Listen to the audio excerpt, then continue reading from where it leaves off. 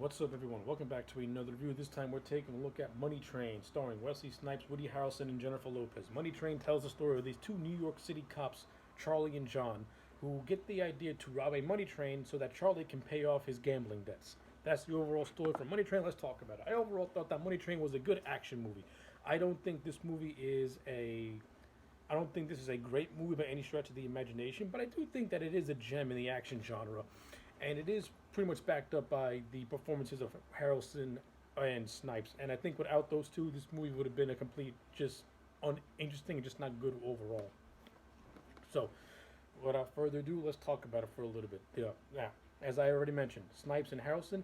To me, they are the best parts of this movie. They play two foster brothers, and Snipes and Harrelson. They have really good on-screen chemistry. Going back to White Man Can't Jump and Money Train, it's no different. These two just work so well with one another, and they play best friends and foster brothers perfection. And you can tell that there's a genuine like love and affection between these two. You know, with Charlie being the little brother who is always down on his luck, and John being the more with the John character being the more straight laced and more what's the word I'm looking for?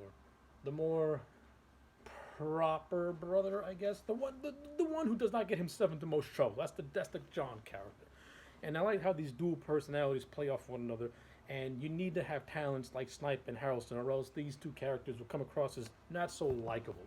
But because you have two charismatic leads, they come across as very likable, and you can't go wrong with Snipes and Harrelson as a tandem. They're really good. Jennifer Lopez plays the love interest to both the brothers, named a character called Officer Santiago.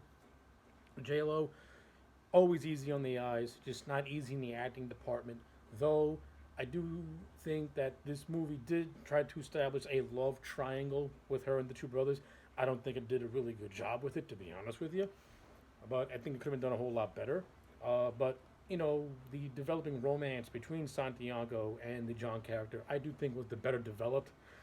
Though I don't think but unfortunately, we don't get enough scenes with Santiago and Charlie in order to build up their part of the relationship.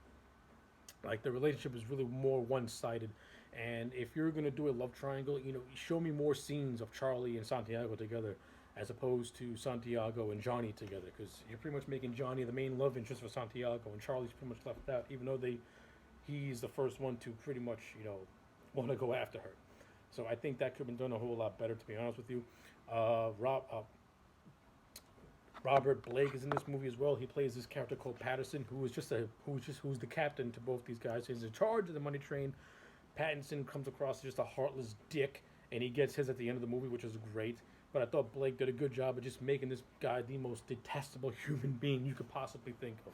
Like, he plays a good asshole, and he gets a good comeuppance. Chris Cooper is in this movie. He plays a character called the Torch, who is a serial killer running around the New York subways.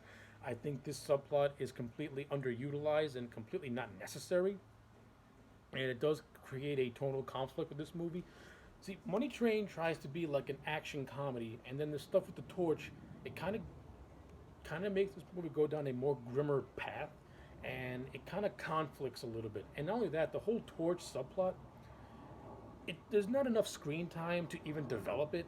To be honest with you, you have one scene and that's it, and then the next scene he gets killed. That's pretty much it. Like throughout the entire movie, the two characters are not really leading on this full blown investigation on the Torch character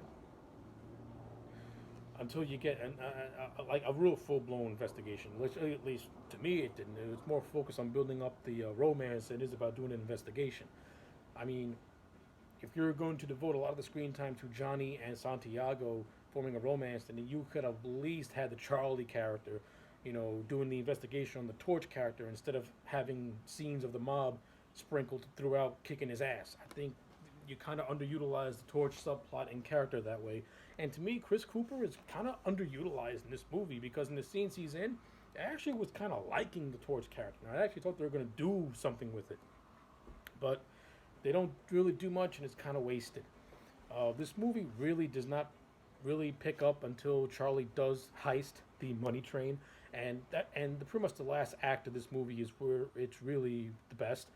It's well directed. It's very intense and suspenseful, not knowing if they're going to make it out of the train alive, and the rivalry that had developed all throughout this movie between these two brothers does get a payoff as they have a little tussle on the train as well. So I thought all that stuff was well handled. From a directing standpoint, the movie is well done. It's well shot. It's well made. It's nothing visually spectacular, but it's nothing horrible either. Cinematography is decent, and the special effects are practical and they look fantastic, especially with the collision with another train that is trying to knock off the money train near the end of the movie. I thought all that stuff was done fairly well, and it looks good on the screen. So, yeah, don't really have a whole lot more to say about Money Train. Overall, I'm going to give it a 6.5 out of 10. I think it's a good action movie, though I think it could have been a little bit better than what it really is. But those are just my thoughts. Let me know yours in the comment sections down below. Like the video and subscribe, and I'll check you back next time for more.